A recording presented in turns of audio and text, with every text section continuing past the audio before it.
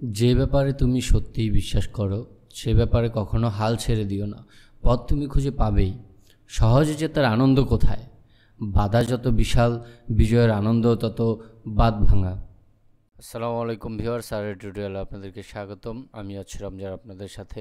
যে ভিডিওটা আপনারা দেখলেন, এরকম ভিডিও যদি বানাতে চান এবং ক্যাপকাট দিয়ে কিভাবে বাংলা ক্যাপশন লিখবেন, সেটাই আজকে আমি এই ভিডিওতে দেখাবো। তো আমরা যারা মোবাইলে ক্যাপকাট ইউজ করি, সেই ক্যাপকাটে বাংলা লিখলে বাংলা ভেঙে যায়।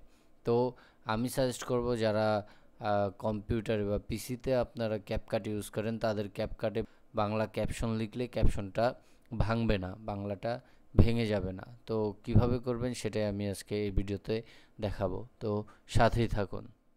সর্বপ্রথম আমি আমার যেই ভিডিওটা সিলেক্ট করে রেখেছিলাম সেই ভিডিওটা নিয়ে আসলাম। তারপর হচ্ছে যেই অডিওটা আমি তৈরি করেছি, যেটার উপরে আমি ক্যাপশন করব, সেই অডিওটা নিয়ে আসলাম। নিয়ে আসার পর এখান থেকে আমি ক্যাপশনে ক্লিক করব। ক্যাপশনে যাওয়ার পর এখানে অটো ক্যাপশন নামে একটি অপশন আছে, এই অপশনে ক্লিক করব এবং আমি আমার ল্যাঙ্গুয়েজটা, মানে যেই ভাষাতে আমি ক্যাপশনটা করতে চাই সেই ভাষাটা এখানে আমি সিলেক্ট করে দেব। তো আমার যেহেতু বাংলা, তো আমি বাংলা এখানে সিলেক্ট করে দিলাম। তো এখানে জেনারেট নামে একটি অপশন আছে, এখানে ক্লিক করব। ক্লিক করে এখানে কিছু সময় নেবে। তো নেওয়ার পরে দেখুন সুন্দর মতো এখানে ক্যাপশন তৈরি হয়ে গেছে। এই যে নিচে দিয়ে আপনারা দেখতে পাচ্ছেন ক্যাপশন তৈরি হয়ে গেছে অডিওর মতো করে। তো আপনারা চাইলে এই ক্যাপশনটিকে এখান থেকে আপনারা এটার যে কোনো টাইপের শেপ দিতে পারেন, মানে ডিজাইন করতে পারেন এই টেক্সটটাকে, এবং এটা চাইলে ছোট বড় করতে পারবেন।